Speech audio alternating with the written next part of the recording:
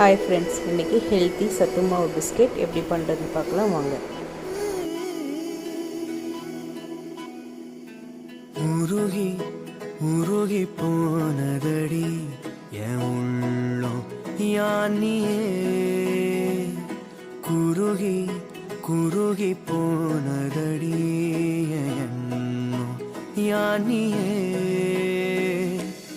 நீன்றி மூடுமே ஏவானோ,